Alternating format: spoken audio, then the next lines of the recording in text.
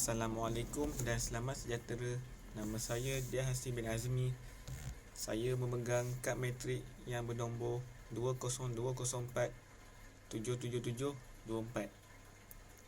Bersempena dengan program sulam ini, kami akan menerangkan tentang teknik-teknik asas dalam sukan bola baling.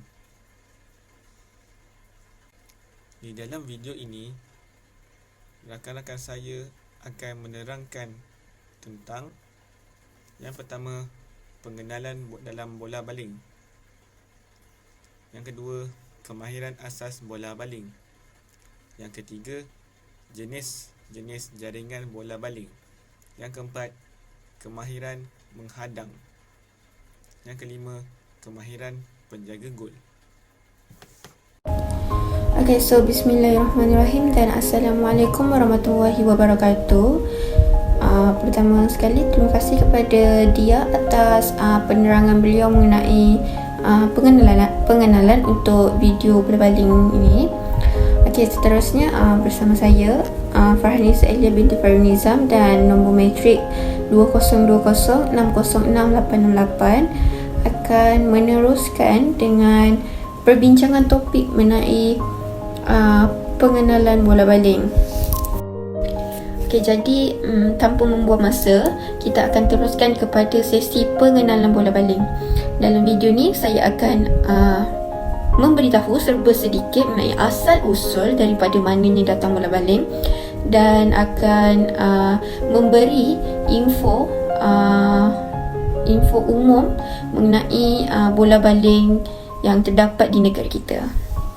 Okey, jadinya pada awalnya bola baling ini merupakan satu permainan yang telah diperkenalkan oleh negara luar, iaitu di bahagian Eropah, dan permainan ini semakin dikenali seantara dunia, termasuklah negara kita Malaysia. Okey, secara umumnya kebanyakan individu mengetahui apa itu bola baling, namun tak semua orang tahu cara untuk melakukan permainan tersebut. Jadi dalam video ini saya akan menerangkan bagaimana permainan itu dilakukan. Bola baling ini merupakan satu permainan berpasukan di mana mempunyai dua pihak pasukan yang terdiri daripada 7 orang pemain, dan setiap daripada pasukan itu 6 orang pemain akan berada di gelanggang luar dan seorang menjadi penjaga gawang. Game ini juga adalah menghantar bola menggunakan tangan mereka. Ini adalah bertujuan untuk membaling bola dari satu arah ke arah yang lain dan memasukkan bola tersebut ke dalam gawang pasukan lain. Perlawanan yang piawainya terdiri daripada 2 masa 30 minit, dan pasukan yang menjaringkan lebih banyak gol akan dikira sebagai pemenang bagi perlawanan tersebut. Okey, jadinya di sesi pengenalan ini semua telah mengetahui mengenai serba sedikit mengenai ilmu pengenalan bola baling ini. Jadi di video seterusnya saya akan memperkenalkan barangan untuk bermain bola baling. Sebab kalau kita tahu apa itu bola baling, tak semua orang tahu apakah barang yang ada untuk digunakan bagi melaksanakan bola baling ini. Jadi jangan ke mana-mana dan kita teruskan ke video yang seterusnya. Bagi video ini saya akan memperkenalkan keperluan dan barang yang digunakan oleh pemain untuk melaksanakan bola baling. Ini kerana sekiranya barang ini tiada sewaktu untuk melaksanakan permainan, ia akan diisytiharkan terbatal dan pemain juga tidak dapat melakukan aktiviti tersebut. Jadinya seperti yang anda lihat di skrin yang tertera ini merupakan alatan dan keperluan yang wajib ada bagi melaksanakan permainan bola baling ini. Okey, barang yang paling penting sekali sebelum kita memulakan permainan adalah bola. Sebab kalau tak ada bola, macam mana kita nak mulakan permainan untuk game ini. Jadi itu, dalam pengenalan ini juga, bola mempunyai dua jenis yang berbeza untuk lelaki dan perempuan. Dan jika untuk lelaki, berat bola adalah daripada 425 hingga 475 gram. Manakala berat untuk bola perempuan ialah antara 325 hingga 400 gram. Okey, kita teruskan lagi kepada alatan yang seterusnya ataupun keperluan ialah gawang gol. Dalam permainan bola baling, gol merupakan satu benda yang penting sebab dalam permainan bola ini, bola harus dijaringkan ke dalam gol. Kalau tak, macam mana nak melakukan pengiraan mata jaringan bagi kedua-dua belah pihak. Jadi untuk gawang gol juga, ia bukanlah sebarang gol dan ia adalah berbeza antara gawang gol bola sepak, bola baling dan juga antara sukan-sukan yang lain. Oleh sebab itu, seperti dalam gambar yang tertera ini, ini merupakan gambaran atau ukuran bagi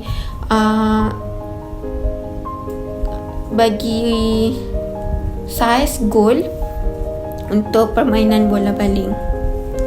Jadinya ini merupakan dua benda yang perlu kita ketahui secara umumnya dalam permainan bola baling ini. Dan seperti yang saya katakan tadi, sekiranya dua benda ini tidak ada sewaktu permainan bola baling secara rasmi, ia akan dibatalkan. Namun sekiranya aktiviti bola baling ini dimainkan secara suka-suka oleh kanak-kanak di waktu petang, gol bukanlah satu perkara yang penting, dan mereka boleh menggunakan alatan seperti kon atau apa jua yang boleh menjadikan benda itu sebagai tanda gol bagi menjaringkan bola. Jadi permainan bola baling ini bukanlah sesuatu permainan yang menyukarkan keadaan dan mengeluarkan banyak modal, kerana dengan bola dan juga kawasan permainan yang lapang, kanak-kanak juga boleh melakukan aktiviti yang sihat seperti ini. Okey, jadi sebelum saya mengakhiri video pengenalan bola baling kita pada hari ini, saya ingin selitkan beberapa ilmu tambahan dalam video ini. Okey, jadi seperti yang kita sedia maklum, dengan melakukan aktiviti bola baling ini, badan kita akan mengeluarkan peluh yang banyak dan ia merupakan toksin yang berada di dalam badan. Jadi apabila kita mengeluarkan toksin-toksin yang ada dalam badan ini, badan kita akan menjadi lebih sihat dan ringan untuk melakukan aktiviti-aktiviti lain. Dan keduanya, kelebihan sekiranya kita melibatkan diri dalam permainan bola baling ini, kita akan menjadi individu yang lebih fokus dan dapat mengasah tahap ketangkasan kita. Jadi seperti yang sedia maklum, permainan bola baling ini memerlukan daya ketangkasan dan kefokusan yang tinggi untuk merebut bola dan menjaringkan bola ke dalam gol pihak lawan. Sekiranya kita tidak mempunyai daya fokus yang tinggi, kita akan kehilangan bola dan kebarangkalian untuk kalah itu besar. Jadi oleh itu, apa yang kita boleh adaptasikan dalam kehidupan seharian kita adalah daya fokus.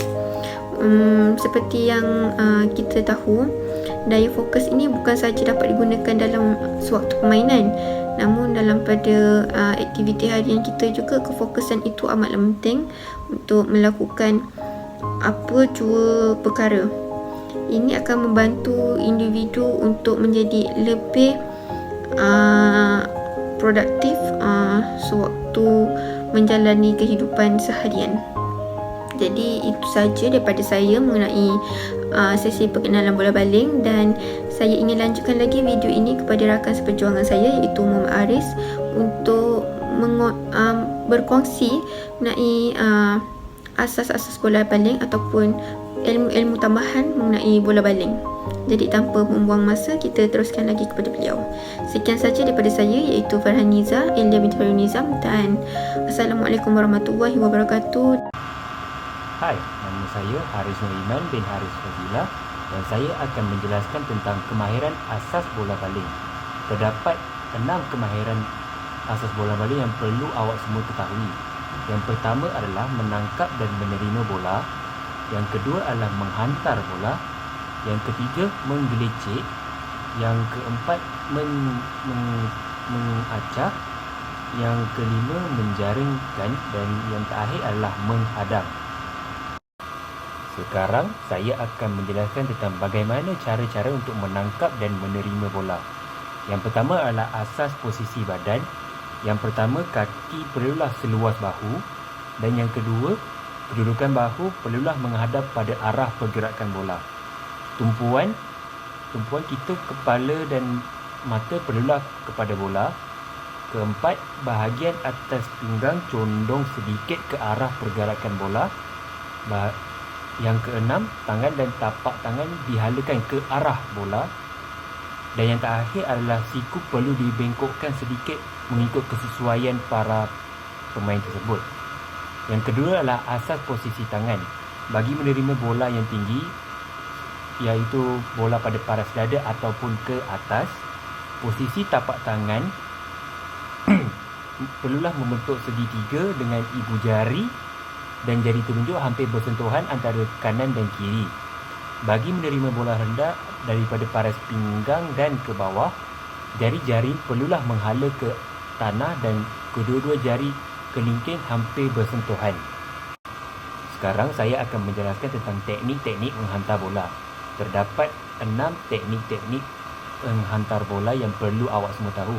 Yang pertama ialah hantaran atas bahu. Yang kedua, hantaran tolak. Yang ketiga, hantaran dari sisi. Yang keempat, hantaran lompat.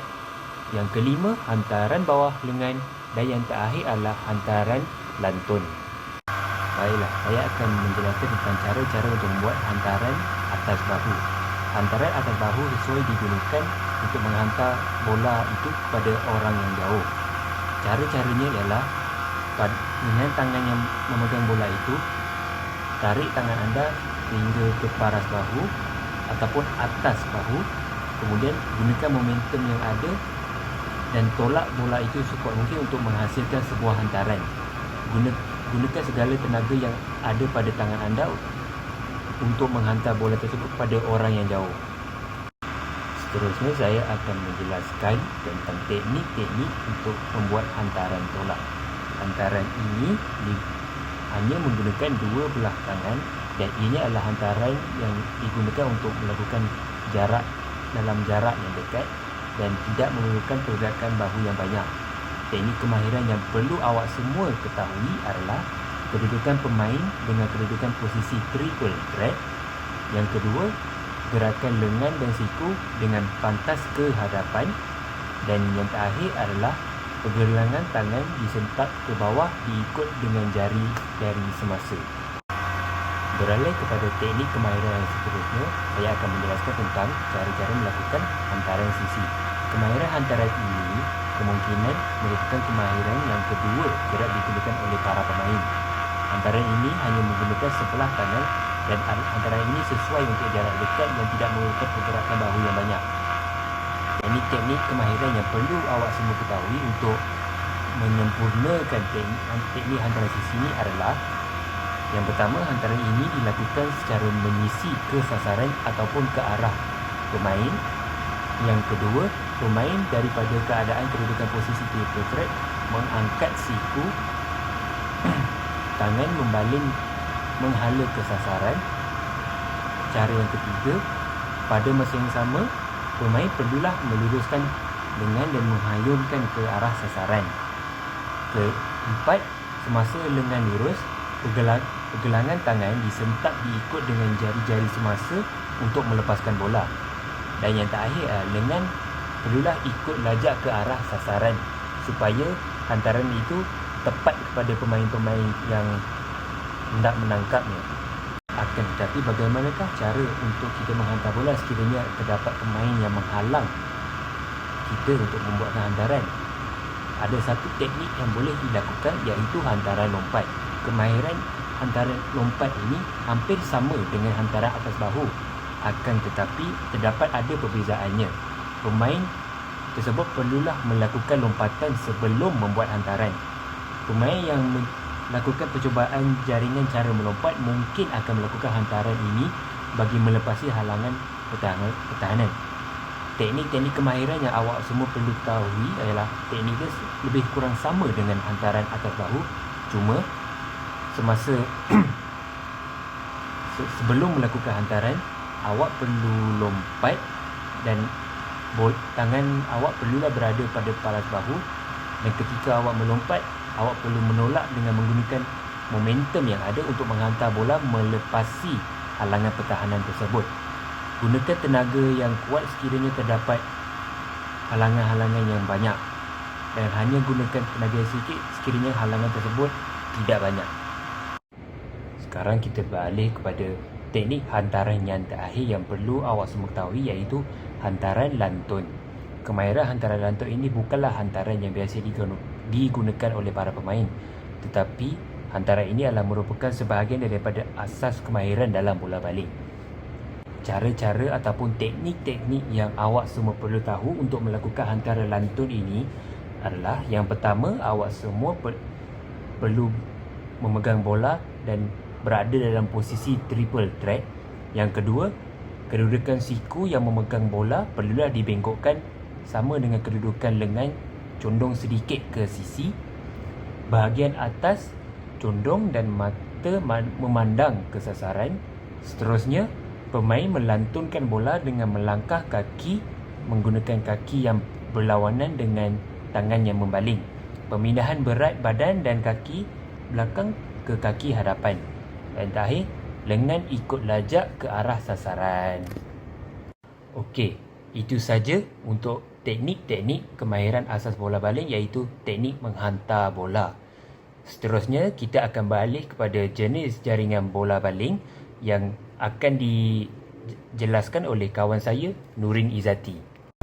Assalamualaikum warahmatullahi wabarakatuh dan salam sejahtera. Saya Nurin Izzati. Jadi bagi meneruskan program ini, saya akan menerangkan dan menayangkan video tutorial tentang kemahiran menjaring.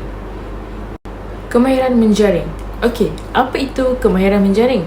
Menjaring merupakan tindakan terakhir beberapa siri teknik dan taktik menjaring bagi mendapatkan mata. Okey, seterusnya terdapat beberapa prinsip am untuk menjaring. Yang pertama, mempunyai keyakinan diri. Kedua, berkemampuan mengawal imbangan dan pergerakan badan. Ketiga, memberikan tumpuan dan perhatian penuh. Yang keempat, bijak mencari ruang, dan yang terakhir iaitu yang kelima, ikut lajak. Okey, kita teruskan lagi dengan jenis-jenis jaringan. Terdapat beberapa jenis jaringan, iaitu yang pertama, jaringan atas kepala. Kedua, jaringan lantun. Ketiga, jaringan gerak keliru. Keempat, jaringan sisi ataupun paras pinggang. Kelima, jaringan menjunam. Keenam, jaringan sambil berpusing. Ketujuh, jaringan lompat. Dan yang terakhir, jaringan sudut.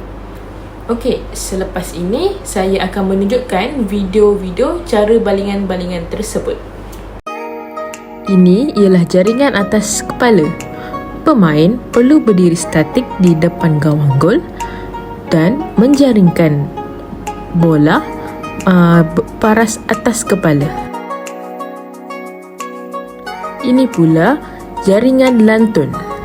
Pemain perlu lantunkan bola di kawasan gawang gol untuk menjaringkan bola.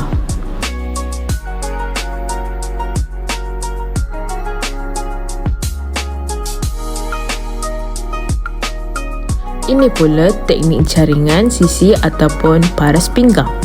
Bola dilepaskan pada paras pinggang. Seterusnya, jaringan menjunam. Teknik jaringan ini sangat popular dalam kalangan pemain kerana ia lebih mudah untuk mendapatkan gol. Seterusnya, jaringan sambil berpusing. Dalam teknik jaringan ini, pemain akan berpusing terlebih dahulu sebelum melakukan jaringan. Ini pula jaringan lompat. Pemain akan melompat sambil menjaring.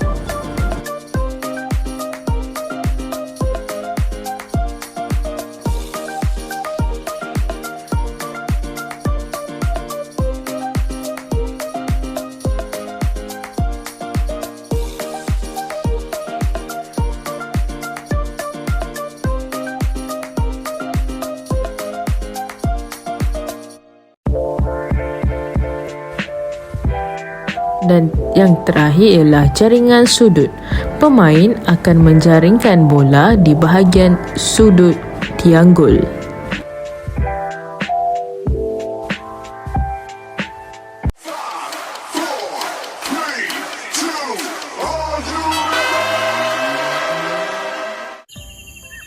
Hai, Assalamualaikum. Jadi, kemahiran seterusnya yang kita akan belajar dalam video ini adalah kemahiran menghadang. Apa itu kemahiran menghadang dan apa tujuan kemahiran menghadang dalam bola baling?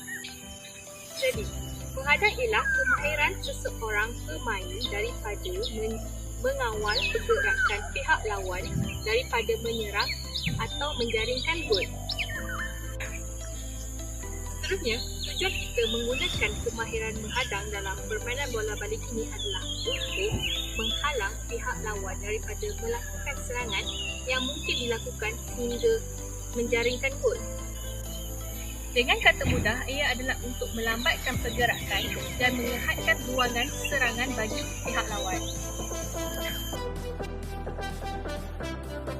Jadi, teknik yang pertama adalah kaki mestilah dibuka seluas bahu untuk mendapatkan sokongan yang kukuh. Terusnya kaki untuk dibengkokkan untuk mendapatkan kestabilan badan. Dan tangan diangkat ke atas atau didepulkan ke tepi dengan pelbagai aras mengikut situasi permainan. Badan lurus dan juga kepala. Dan apabila pihak lawan menyerang, mata sentiasa mengawasi pergerakan lawan dan bergerak mengikut arah pergerakan lawan dan bola.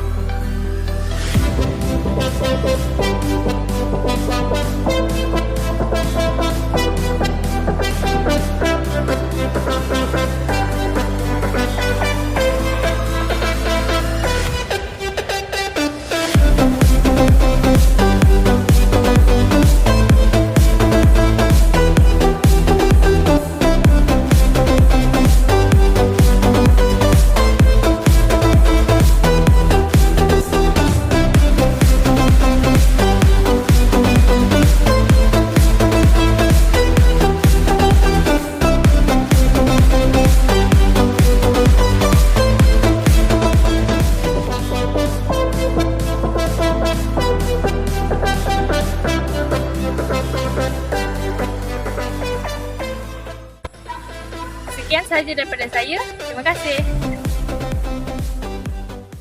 Seterusnya, video ini akan diteruskan dengan kemahiran penjaga gol. Untuk menjadi penjaga gol, posisi mesti dalam keadaan sedia. Pertama, berdiri di tengah tiang gol dan ambil satu langkah ke hadapan. Seterusnya, dalam keadaan sedia, angkat tangan dan buka kaki seluas bahu. Dan ketiga, bengkokkan lutut sedikit dan mengikut arah pergerakan bola.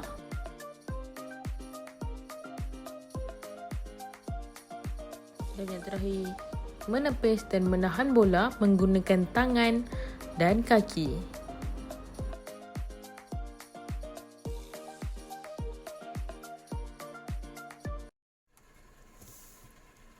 Akhirnya, kesemua teknik ini dapat digunakan di dalam perlawanan bola baling. Kami harap ilmu yang telah disampaikan oleh kami ini dapat membantu anda semua.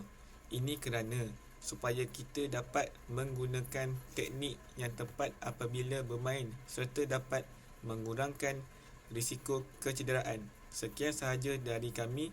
Assalamualaikum warahmatullahi wabarakatuh dan terima kasih.